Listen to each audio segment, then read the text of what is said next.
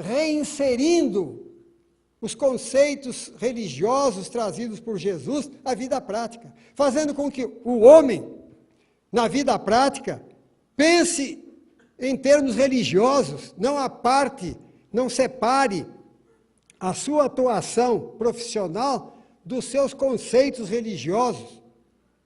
E Kardec começa as assim chamadas leis morais, que é uma das partes mais belas do Espiritismo, e que as universidades ainda não tiveram nos seus cursos de sociologia, não tiveram a coragem ainda de examinar e discutir as teses apresentadas por Kardec ali. Nem os cursos de teologia, nem de filosofia, nem de sociologia, porque ali há elemento para muitas e muitas e muitas teses de doutoramento.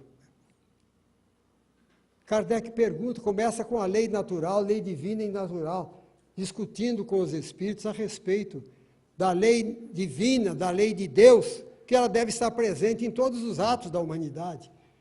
E nós chegamos à conclusão ali que nem tudo o que é legal é moral. A lei me permite fazer isso, mas a lei maior me orienta no sentido de não fazer. Então, acima das leis meramente humanas, meramente materiais, existe uma lei maior, que é a chamada lei de amor, lei de fraternidade, lei de Deus.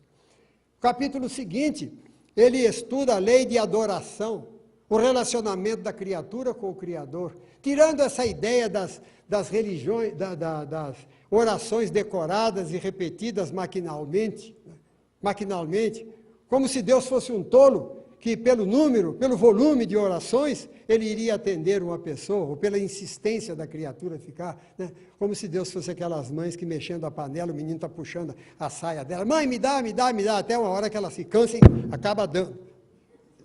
Vou acabar brigando com esse microfone. E italiano é um desastre, né? Kardec vem, dialoga com os espíritos, fazendo com que nós cheguemos à conclusão que oração é uma comunhão da criatura com o Criador, né?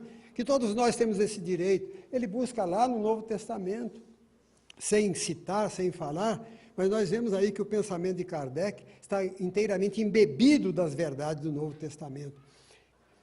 A lei de adoração, mostrando que nós agradamos a divindade, não é através de palavras, através de atos, que através de palavras nós vamos buscar a divindade, as forças para seguirmos Jesus, para seguirmos o caminho do bem, e etc. Não através de mágicas, nem de promessas, nada.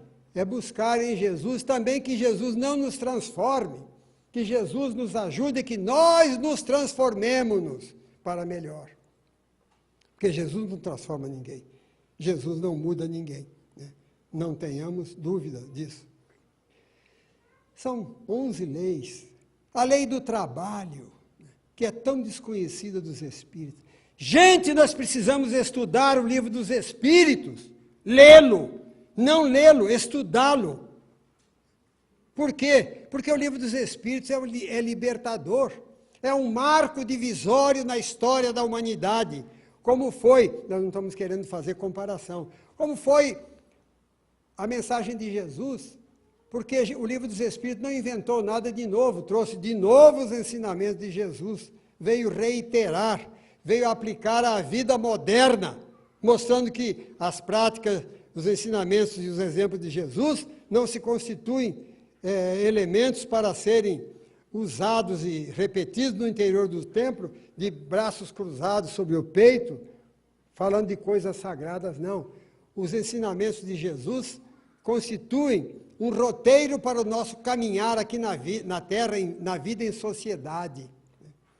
Então, a lei do trabalho, Kardec dialoga com os espíritos a respeito da necessidade do repouso, da necessidade do trabalho.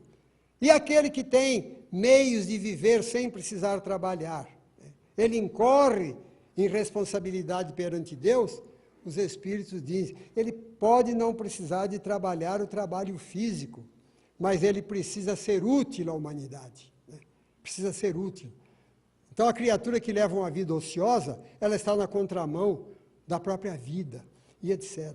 Ele fala, numa época em que o trabalhador na Europa trabalhava A jornada era de 14 a 16 horas. 14 a 16 horas. Isso não é informação espírita, não. Está na enciclopédia Delta Larousse. Escravidão branca na Europa. A ponto de, na Inglaterra, em 1853, sair um folheto da escravidão branca. E lá na Inglaterra, em 1847, o parlamento promulgou uma lei reduzindo para 10 horas a jornada de trabalho para as crianças. Porque as crianças trabalhavam também, essa coisa desumana. Nenhuma voz religiosa se levantava na Europa para defender o trabalhador. Nenhuma voz religiosa. Nós falamos há pouco e Marx falou com muita razão. As religiões estavam perfeitamente acomodadas. Mas está lá no Livro dos Espíritos, isso é marco histórico, que mostra efetivamente que é o Consolador prometido por Jesus, que veio reavivar a memória dos homens.